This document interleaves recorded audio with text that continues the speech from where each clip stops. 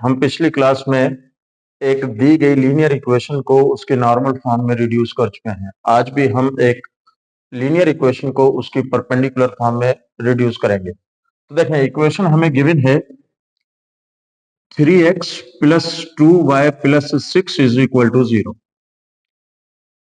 सबसे पहले हम इसके x और y इंटरसेप्ट मालूम कर लेते हैं, यानी ये लाइन x एक्सिस को जिस पॉइंट पर कट करेगी वहां पर y की वैल्यू 0 होगी। तो y की वैल्यू 0 रखने के लिए यहां पर put y is equal to 0। तो 3x plus 6 is equal to 0 और x plus 2 is equal to 0। 3 common लिया और उस तरफ 0 से डिवाइड करवा दिया और x इज इक्वल टू -2। हमें इसका x इंटरसेप्ट मिल गया -2, यानी ये लाइन जहां x एक्सिस को कट करेगी वहां x की वैल्यू -2 होगी और y की वैल्यू 0 होगी। तो पॉइंट A के कोऑर्डिनेट्स आ गए -2 0। x इंटरसेप्ट मालूम करने के लिए हमने y को 0 रखा था, अब y इंटरसेप्ट मालूम करने के लिए x को 0 रखेंगे, यानी ये लाइन y एक्सिस को जहां कट करेगी वहां पर x की वैल्यू 0 मिलेगी। तो 3 इंटू 0 0 और 2y plus 6 is equal to 0 और y plus 3 is equal to 0 और y इज इक्वल टू -3। तो इस लाइन के ऊपर हमें दूसरा पॉइंट मिल गया जिसे हम b का नाम देते हैं। तो b के कोऑर्डिनेट्स हुए 0 -3। स्टूडेंट्स, x इंटरसेप्ट और y इंटरसेप्ट इसके दोनों नेगेटिव हैं और ये दोनों नेगेटिव पॉइंट्स हमें थर्ड क्वाड्रेंट में मिलेंगे, यानी x इस तरफ नेगेटिव और y डाउनवर्ड नेगेटिव, और जो लाइन आएगी वो इस किस्म की लाइन होगी, यानी ये पॉइंट है A जिसके कोऑर्डिनेट्स हैं -2 0 और ये पॉइंट है B जिसके कोऑर्डिनेट्स हैं 0 -3 और ओरिजिन से लेकर A तक का डिस्टेंस जिसका मैग्नीट्यूड 2 है और O से लेकर B तक जिसका मैग्नीट्यूड 3 है। अगर ओरिजिन से इस लाइन के ऊपर परपेंडिकुलर ड्रा करें और इस परपेंडिकुलर का मैग्नीट्यूड P रखें, यानी magnitude of P is equal to P, हम ऐसा कह लेते हैं। तो यहां पर ये परपेंडिकुलर और यहां भी ये परपेंडिकुलर, इस एंगल को जो इस नेगेटिव x एक्सिस और परपेंडिकुलर P के दरमियान बन रहा है हम थीटा कह लेते हैं। तो ये एंगल हमारे पास होगा 90 माइनस थीटा और इस पॉइंट को लेट सपोज C का नाम दे लेते हैं। तो अब कंसीडर करें right triangle in right triangle OCA, या इन राइट ट्रायंगल हमने एंगल O को कवर किया हुआ है तो AOC,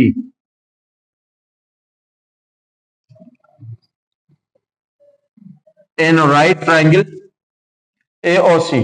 इस राइट ट्रायंगल में अगर हम कोसाइन थीटा पुट करें, क्योंकि बेस और हाइपोटेन्यूज हमें रिक्वायर्ड हैं, तो इस एंगल के हिसाब से थीटा के हिसाब से जो बेस होगी वो होगी P और जो हाइपोटेन्यूज है वो है 2।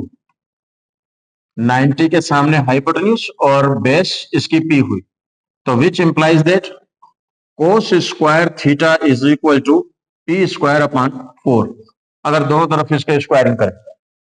इसी तरीके से राइट ट्रायंगल कंसीडर करें, इन राइट ट्रायंगल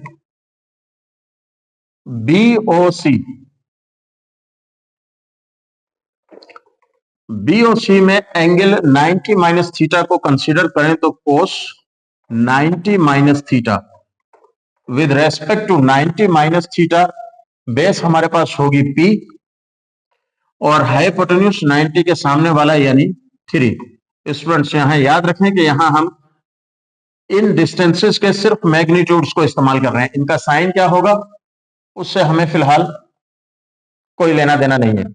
तो cos 90 minus theta equal to P upon 3, तो इसे कोस अल्फा माइनस बीटा से एक्सपेंड करें तो cos 90 cos theta plus sine 90 sine theta is equal to P upon 3 और कोस 90 इज इक्वल टू 0 और sine 90 is equal to 1। तो 0 multiply by cos theta 0 और sine 90 1 multiply by sine theta 1। यानी sine theta is equal to P upon 3। Students, जो angle यहां बन रहा है यानी नेगेटिव एक्स एक्सिस से परपेंडिकुलर पी के साथ, तो वही एंगल ज्योमेट्रिकली यहां भी बनेगा। अगर हम इस एंगल को कंसीडर करें तो डायरेक्ट साइन थीटा लगाकर पी अपान 3 हासिल कर सकते हैं। अगर इसके भी दोनों तरफ स्क्वायरिंग कर दें तो sine square theta is equal to P square upon 9। अगर इन दोनों साइन स्क्वायर और कोस स्क्वायर थीटा को ऐड करें तो sine square theta plus cos square theta is equal to P square upon 4 plus P square upon 9 और 1 is equal to 36। 9 और 4 का एलसीएम 36, यानी 36 वो लीस्ट नंबर है जो 9 और 4 दोनों से पूरा पूरा डिवाइड होगा। तो यहां 9p स्क्वायर और प्लस 4p स्क्वायर और sine square theta plus cos square theta is equal to 1। 1 is equal to 13p square upon 36। 36 is equal to 13p square. इस 13 को यहां लेकर आए तो p square is equal to 36 upon 13 और p is equal to plus minus 6 upon under root 13। और चूंकि हम मैग्नीट्यूड p ले रहे हैं तो p is equal to magnitude of p, तो इसलिए इस प्लस माइनस को रिमूव करते हुए 6 अपान अंडर रूट 13 हमारे पास इस परपेंडिकुलर का मैग्नीट्यूड आ गया। अब इस p की मदद से हम साइन थीटा और कोस थीटा की वैल्यू निकालते हैं। तो cos theta is equal to p upon 2 और cos theta is equal to p for 6 upon under root 13 upon 2 और cos theta is equal to 6 under root 6 upon 2 under root 13 और cos theta is equal to 3 upon under root 13। हमें दूसरी एक अहम चीज मिल गई, cos theta is equal to 3 upon under root 13। अब इसी p की मदद से हम साइन थीटा भी मालूम कर सकते हैं। तो साइन थीटा इक्वल है, sine theta is equal to p upon 3 और p का मतलब है 6 upon under root 13, 6 upon under root 13 upon 3 और is equal to 6 upon 3 under root 13 और sine theta is equal to 2 upon under root 13। एक दूसरा अहम रिलेशन हमें मिल गया साइन थीटा का। लेकिन हमें यहां जो एंगल चाहिए अपनी परपेंडिकुलर फॉर्म के लिए, वो एंगल इस परपेंडिकुलर की इंक्लिनेशन है, यानी जो एंगल पॉजिटिव एक्स एक्सिस से पी तक बनेगा। तो देखें स्टूडेंट्स, ये एंगल अगर उठाएं तो ये होगा 180 और 180 से आगे जाएं तो हमने कितना कवर किया, थीटा। तो इसलिए अब ये पूरा एंगल बनेगा जिसे हम अल्फा कहते हैं, 180 प्लस थीटा। दोबारा देखें, हमें अपनी परपेंडिकुलर फॉर्म में जो एंगल चाहिए वो थीटा नहीं है जो हमने अभी मालूम किया, बल्कि वो अल्फा है। और अल्फा वो एंगल है जो परपेंडिकुलर पॉजिटिव एक्स एक्सिस से बनाएगा। तो ये पूरा एंगल जो है वो होगा 180 और 180 से हम आगे कितना बढ़े हैं, थीटा। तो alpha is equal to 180 plus theta, यानी परपेंडिकुलर पॉजिटिव एक्स एक्सिस से एंगल बनाएगा 180 प्लस थीटा। तो लिख सकते हैं कि alpha is equal to 180 plus theta.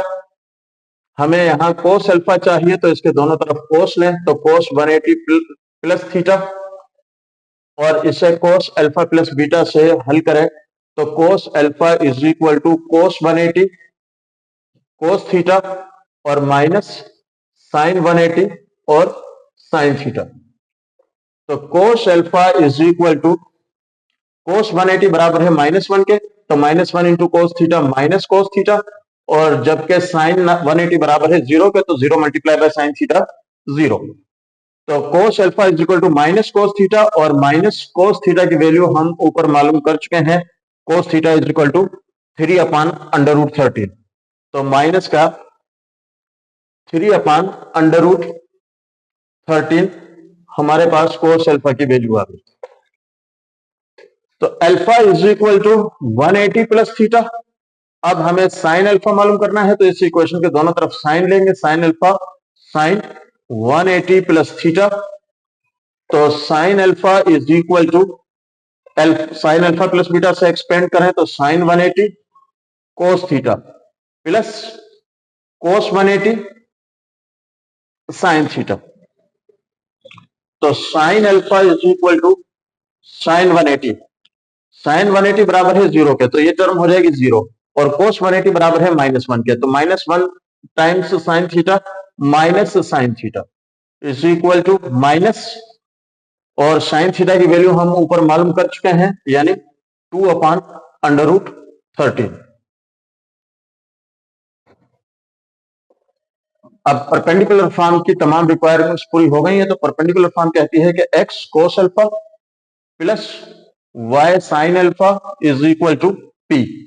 तो x, इस लाइन के ऊपर x और y कोई भी एक अननोन पॉइंट है, p ले लें, x y कहीं भी रखें इसे, तो x कोस अल्फा की वैल्यू हम निकाल चुके हैं, cos alpha is equal to -3/√13 plus y sine alpha की वैल्यू निकाल चुके हैं -2/√13 इज इक्वल टू p, और p की वैल्यू हम निकाल चुके हैं 6/√13।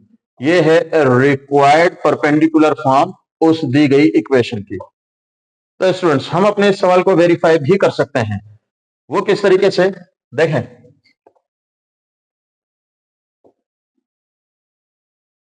ये लाइन और ये गिवन लाइन दोनों एक ही हैं, यानी ये दोनों इक्वेशंस एक ही लाइन को रिप्रेजेंट करती हैं।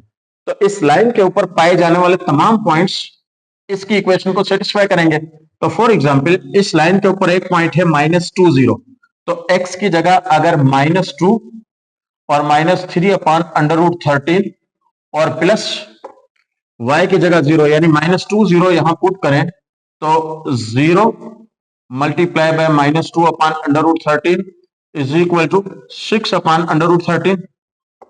तो minus minus plus 6/√13 is equal to 6/√13, यानी ये पॉइंट इस लाइन के ऊपर है।